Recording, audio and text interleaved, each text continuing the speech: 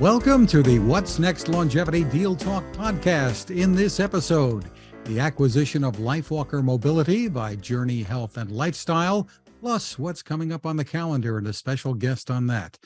I'm Fred Fishkin, along with Mary Furlong. Mary, we've made it into March and spring isn't far away. Oh, from your lips to God's ears here in California, we've had rain and snow and sleet, so we're ready for spring. But this session we're very excited about and a lot to look forward this March. There is a lot. First joining us is Mitch Yoel, CEO of Journey Health and Lifestyle. Hi, Mitch. Hi, Fred. It's great to be here with you and Mary. Thanks for inviting me. Terrific. And also with us is Mark McCutcheon, who is now with Journey Health and Lifestyle and was the Chief Financial Officer at LifeWalker Mobility. Hi, Mark. Great to be here. Thanks for having me as well. Nice to meet you, Fred and Mary and Mitch. We know each other well. Yes, we appreciate both of you coming on the podcast to talk about the deal. Absolutely. And first, Mitch, let's tell our audience just a bit about Journey Health and Lifestyle, what you do. Yeah, sure. Journey Health and Lifestyle is about a 30-year-old company, actually, and we sell products to help seniors age in the home. They help facilitate mobility, independence, freedom, dignity, active engagement in the community. We sell direct to consumer, and we're creating a trusted brand so that people have a place to go for objective information when they just need a little help with their everyday lives. We are experts in equipment and technologies that can help people age gracefully in the home. And I've been to your headquarters and I love the company. I love the kinds of solutions you provide and you solve problems for both seniors and for caregivers. And that's right. I'm always inspired when I'm in there, the building, but you're going to a new building, right? In April. That's right. I mentioned that the company is 30 years old. The legacy company name was First Street. I came on about 19 months ago alongside a private equity investment. We saw an opportunity with the First Street business and their ability to communicate with seniors. And we came in and we have this investment thesis that I'll share more about. But part of what we did was rebrand the company. And so we created the name Journey Health and Lifestyle. We brought in a bunch of new products. We're diversifying our marketing channels to increase our reach. And we're meeting people where they want to buy. So we're increasing the number of sales channels they can buy from as well.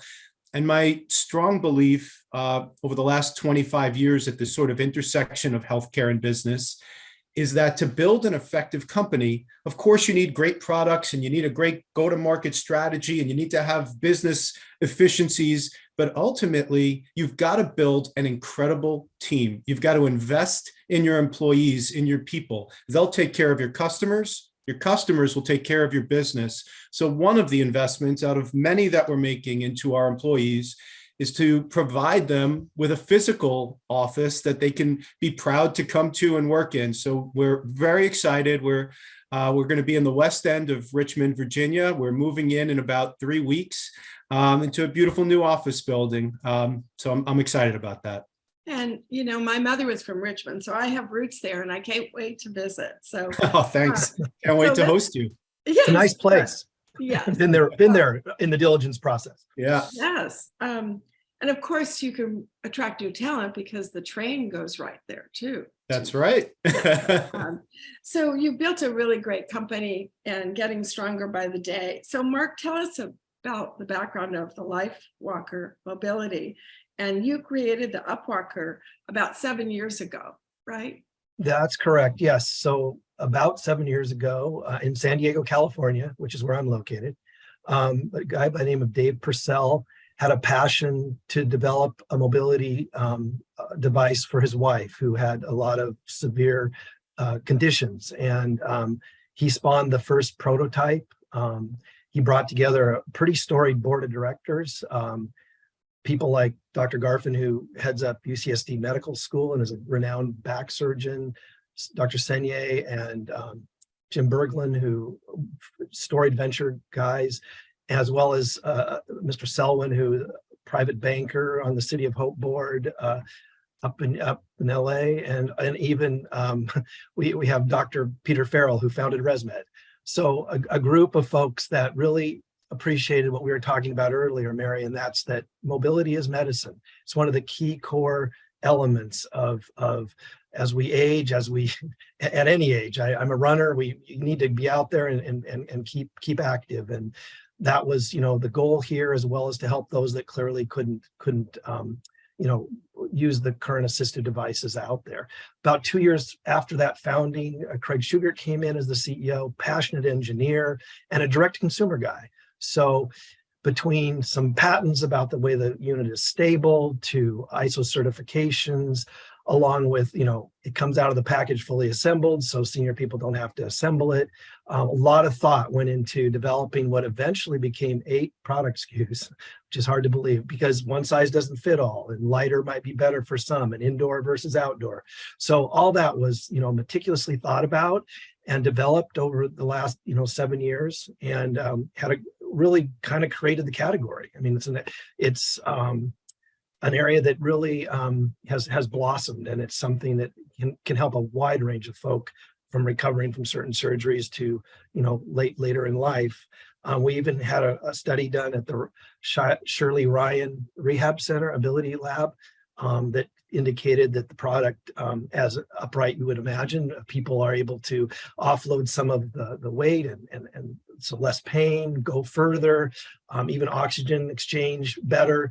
So really began this whole journey with mobility as medicine, and the team really pushed that. And obviously, as Mitch was saying, this has become more and more a direct consumer area, and that was something we started to embrace as well. And so that's kind of the story, and it's been exciting. It's very passionate about the product and the space.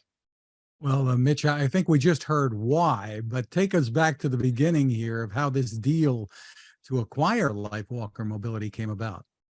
Absolutely. Well, I think it'll be helpful, if it's okay with you, Fred. I'll give you a little bit of the background of what the excitement was about the investors in Journey, and then how LifeWalker became such a natural additive, accretive solution for what we were looking for. It was really an ideal acquisition.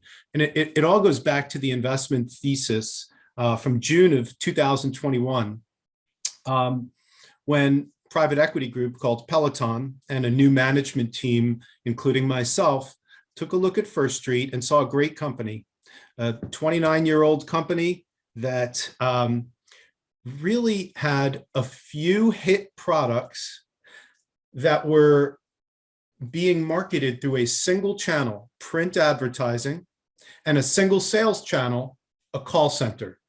That was really it. And they had grown this great company over the years. I'll spare you all the details. They'd grown this great company just on that. We saw this opportunity in a direct response company like First Street to build a trusted brand. And how would we do that? First, you'd need the right products. You need a purposeful product portfolio, right? So we wanted to expand the number of products from a few mobility products and a lift chair to bath safety. What do you need for mobility in the home, out of the home? All kinds of pain relief and lighting and hearing aids and supplements. So we had this whole roadmap of products and product categories that we wanted to get into. And myself and the management team that came in with me had a lot of experience in sourcing those types of products previously. We also saw a big opportunity to transform the company in terms of its marketing and sales strategies. So taking that single print strategy and adding in, first of all, television, direct response television, live shopping television, meeting people where they're watching, digital marketing. The company did not have a branded website at the time that we acquired them. So our vision was to take this house of brands, right? These few products that they had, and create a branded house where people would know the name they could go to for solutions. And then finally, we added even a fourth marketing channel, retail stores.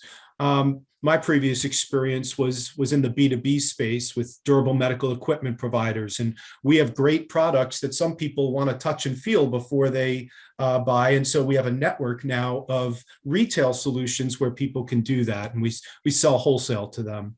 And then we added sales channels from the call center to the website and e-commerce to the DME providers to VA facilities, to an Amazon store that we just launched. And so we had this transformation strategy of diversification, more products, more marketing channels, more sales channels, all purposeful, all contained within the mission that we were trying to accomplish.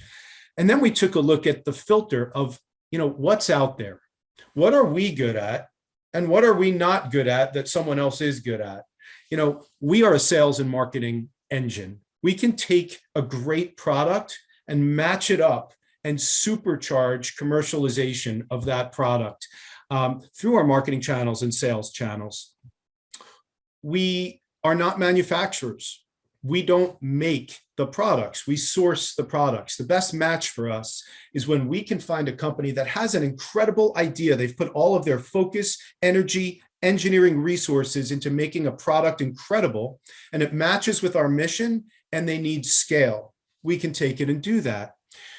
We also wanted to accelerate our investment thesis. So how do we get more marketing channels, and how do we get more on TV and in the VA and Amazon stores and things like that? We took a look at LifeWalker. And first, it checked the box. Is it consistent with our mission? And when you take a look at LifeWalker, and Mark said this, I think really well, they invented a category of mobility. I'm a physical therapist. That's how I started my career. And physical therapists have been putting platform attachments on walkers, for decades, let's just say that. But what UpWalker did that was so special was take what someone was sort of, like putting an attachment on top of a product that was designed for something else, and instead building a product from the ground up intended to do what that makeshift product was doing, right? UpWalker was the first to build it from the ground up, designed to reduce pressure on the back, reduce pressure on upper extremity joints, give control and safety, to a user who needs more mobility. And then they supported it, not just with a great idea from an engineer, but with clinical trials, with testing, with validation. And there's countless testimonials as you start to look into LifeWalker. It's really an incredible product and really series of products, as Mark mentioned. And it's the standard by which other upright walkers are measured, period. And if you look at the evidence for that, in the last several years, there went from being 0 competitors to probably, 7, competitors. It's just people are trying to copy, emulate, whatever nice word you want to put on it, what UpWalker has already accomplished. And they're trying to do it with cheaper materials, without the clinical trials, without the validation and testing. And so UpWalker has been winning. And we'll talk about, why UpWalker wanted or needed to sell. But in terms of what attracted me to the business, it was first the product. And then I took a look at how do they go to market. And, UpWalker has a great marketing plan for television. We wanted to accelerate television. Because their product is clinically so efficacious, the Veterans Administration was a major sales channel for UpWalker and not really a major one for Journey. And so that was very attractive. And then finally, Journey, I wanted an Amazon store because that's where people are shopping nowadays for Journey. And it's hard to build up an Amazon store. It takes time, it takes reviews, it takes years. And those are years that UpWalker put into it. And if you go on UpWalker's Amazon store, which Journey is now actually a part of, you'll see 5-star reviews, hundreds of them. Maybe it's thousands. I haven't looked, but it's a lot. So, you put all of that together and it was really a no-brainer. Mark can speak to why LifeWalker wanted to sell, but I know why I wanted to acquire LifeWalker, why my team did. And it really has checked all those boxes for us and been great so far. So, yeah. I really appreciate that. I like the way you took us through the investment from Peloton into First Street, and then how you looked at the deal. So Mark, tell us why this made sense for you. Sure. No. Well, a lot of things that Mitch said actually echoed with our side in terms of the opportunity to join with Journey. We really built a very capital efficient model. We kept our headcount very low. We partnered everything out pretty much. And that's from call centers to third-party logistics for fulfillment, advertising, marketing. And so we had a decision. We either had to go raise significant capital and start bringing some of that in-house, or we could sell the product. And Journey was well on their way to putting together the team, and they already had a lot of the areas that we would need to embrace. And so the decision was pretty clear from who would be a good buyer. We had a single product, and Journey obviously has multiple products. It's hard to be a single product company. So it made a lot of sense from a business standpoint. And we also saw their passion for the space. They did listen to us, and how they were willing to kind of it was just a very a positive interaction in that regard. So it made a lot of sense for us to further the brand, or else we would have, the other option was to raise money. And this is also a challenging environment, as you know, to do that. So just a lot of things lined up, stars, and here we are. How quickly did it happen?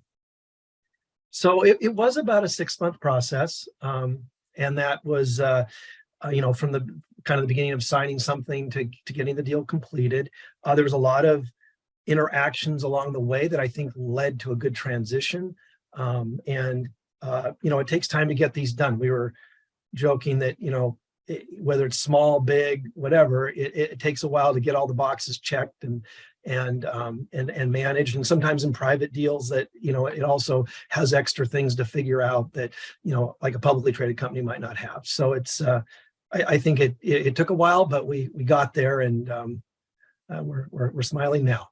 Perfect. Well, Mitch, tell us, there were investors involved with this, and can you discuss that? And I don't know if you can discuss the terms at all. Well, the terms haven't been disclosed, but I'll certainly share a little bit about the deal and the investors and how we structured things. Journey, majority shareholder, is Peloton Equity. Of course, we have, limited partners and banks and investors, that all have a seat at the table. We have, board meetings that consist of 3 members from Peloton, an outside expert in call centers, and then, myself and 2 co-executive chairmen who came over as part of really the new management team also from Drive to Vilbis Healthcare, the company I was at before Journey. We're very close with our investors on our side. We're very open, candid, and transparent with them. We're meeting with them not only during quarterly board meetings, but really monthly in between, and on the phone in between that, and sharing ideas and getting expertise and advice.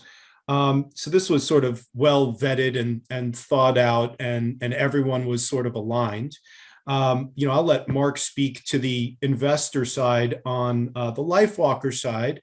But for us, we structured the deal as an asset purchase transaction.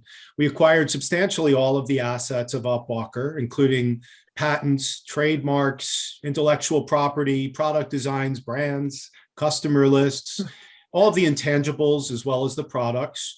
The purchase price was not disclosed, but it was based on a multiple of the book value of the assets acquired. It's been highly accretive to Journey.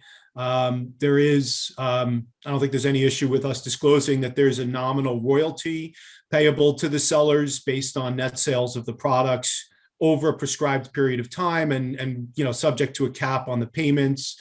We did an asset transaction, so we assume some of the only really certain liabilities set forth on the balance sheet.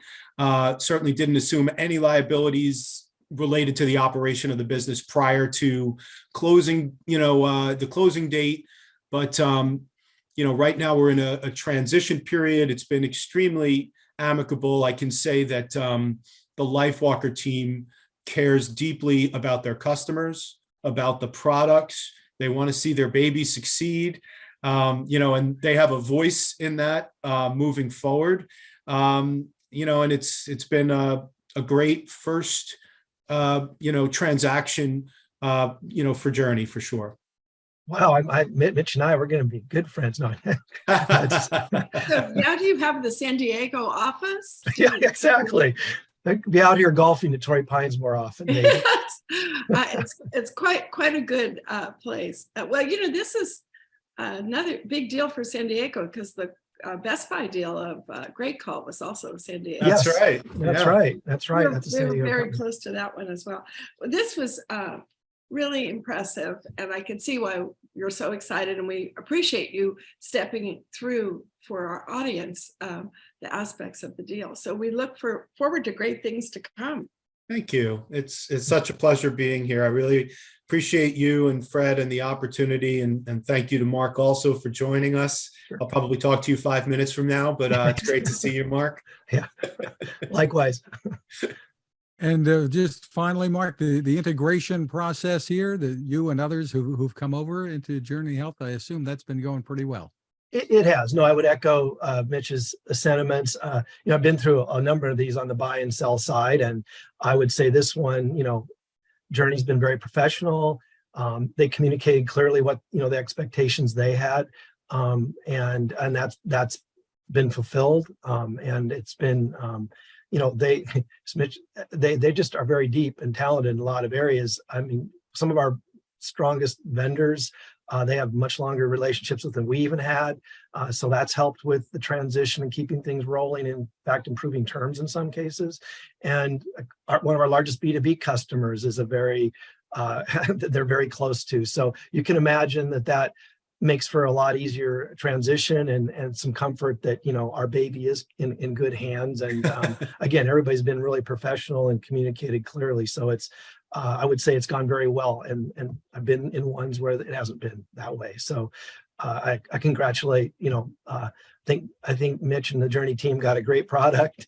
And I'm passionate about seeing it used in elderly people I know. And we have a gentleman who's had Parkinson's that's been with us since 2017. And so it's just, it's one of those things that, you really feel like it's important for the work that we're doing. You're so right. I love the innovation in this industry.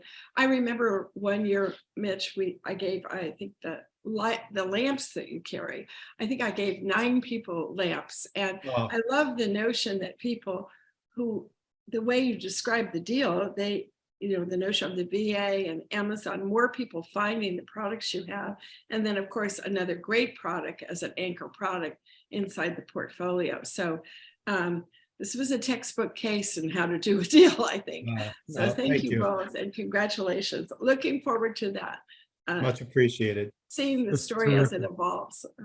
So for more information, the site is shopjourney.com, or you can go to Amazon, of course.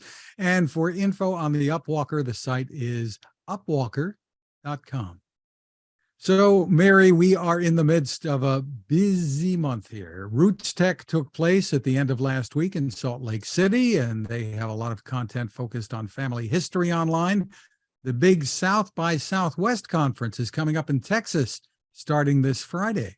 Yes, and we know there are many companies and organizations in age tech that are attending South by Southwest, but also ASA.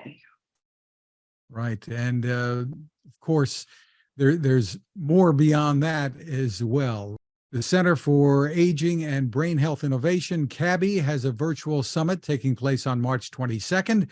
And then the American Society on Aging, as you mentioned, the ASA, has its big conference slated for March 27th through the 30th. That takes place in Atlanta in person. And among those taking part is Age Tech Atlanta, where Jeffrey Gray is founder and CEO. Hi, Jeffrey. Hello, how are you today?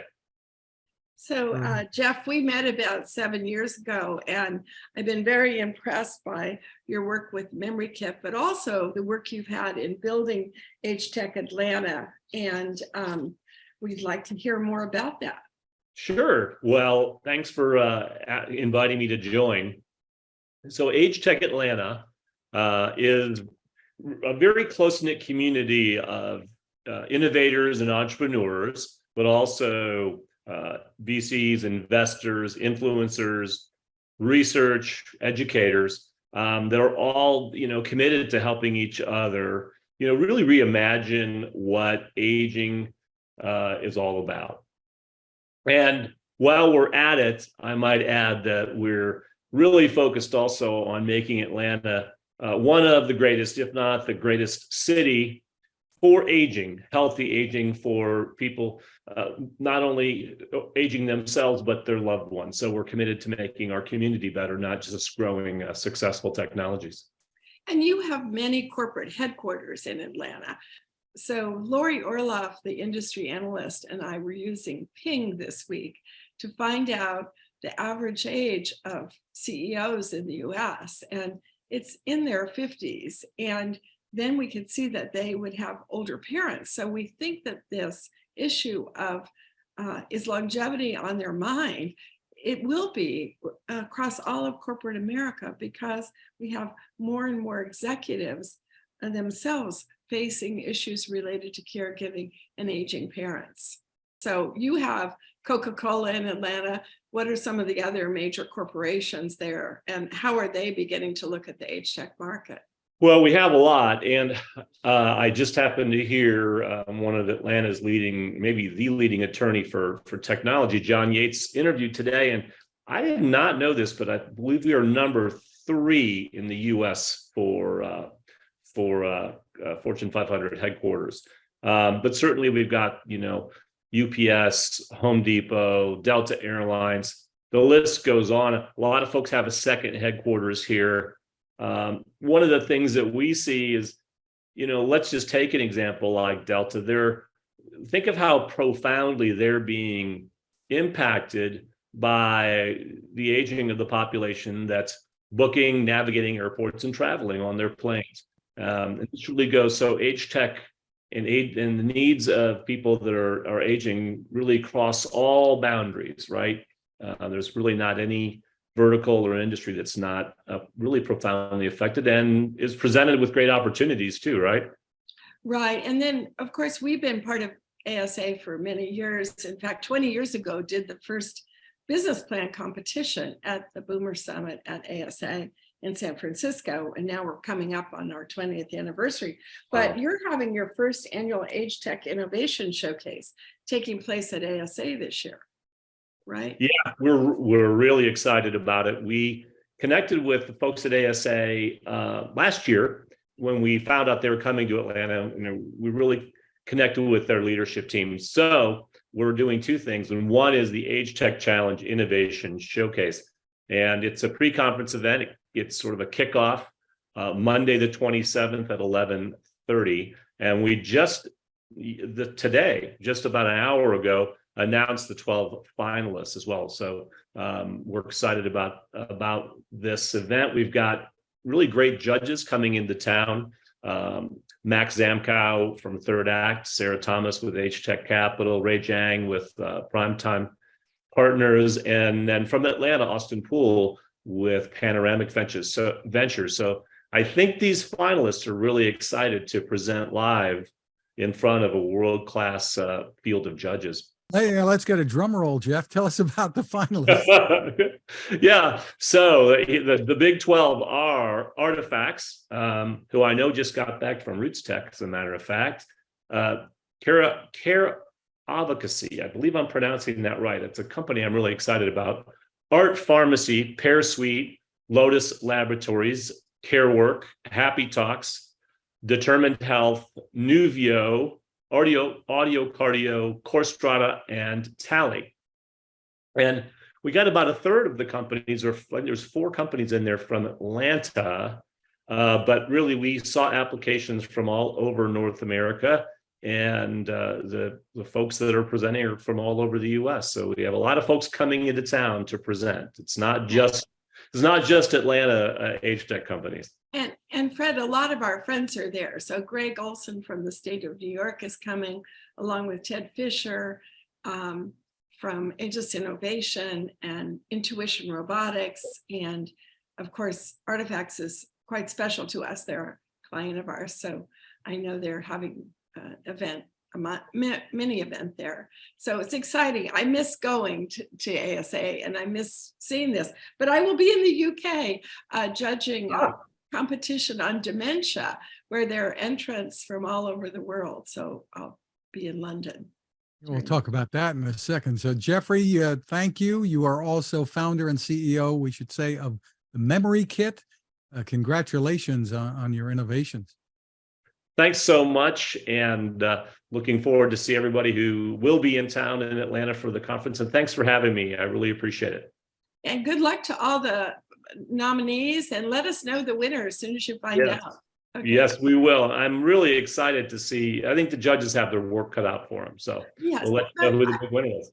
I also want to point out what you were saying about the role that Atlanta plays for all of the people attending ASA in terms of the networking and some of the innovation there in senior housing and home care. So it's eye-opening to see how important Atlanta has become as a destination for innovation.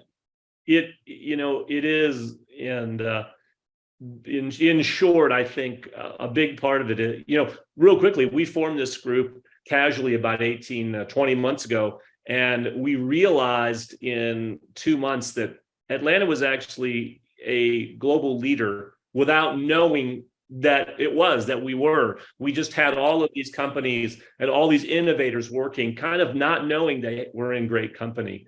And I attribute, some of it's just serendipity, but I do have to attribute a lot of it to the open philosophy of the city and good old-fashioned Southern hospitality. It's a welcoming place and a great place to start, build and scale a venture. Yes, you spent more time in Atlanta than Pasadena? I have now. Okay. When you and I first met, no, but since you and I met, I have spent, Atlanta. I still consider LA my second, hometown, but I'm mostly here. Yes. So I see this almost as a real movement happening. There's a conference in LA this weekend called Abilities, and yes, and so that's I've another. been to that conference, by the way. That's a fantastic conference. Right. So I have a few friends attending that as well. One of our new clients, Uplift, will be there. So thanks, Jeff, for being a part of this and help us get the word out on the podcast and on the conference and Age Tech. I'll do it. Thank you both. Great talking to you. You too. So Mary, as you kind of hinted, we're not quite done with the calendar yet. You're going to be traveling across the pond, so to speak, to be a judge at an international competition on brain health.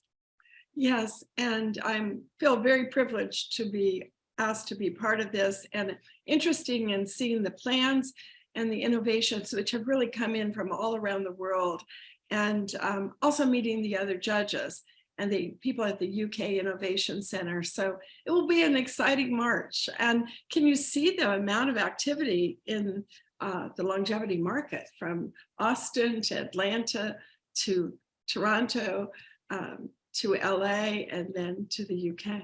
It's exciting. And that's just this month. Yes. Oh, Fred. March. We've got more coming up this summer too, don't we, Mary? Yes. Our Longevity Venture Summit in June. This will be the 20th year. So we just put the challenge statement together for that. And we expect a phenomenal number of investors to be participating in that conference as well. So lots to talk about on Deal Talk, but this was a great podcast for us, I think, today, because we covered the nuts and bolts of a deal in a very important way, as well as these conferences that are coming up that help people with networking. It's good for everyone to be back in person, right? Absolutely. And so we want to thank Jeffrey Gray, Mitch Yole, and Mark McCutcheon for joining us. And thank you for spending time watching or listening. You can always find us along with our What's Next Living Longer, Better, Smarter podcast at maryfurlong.com/podcast.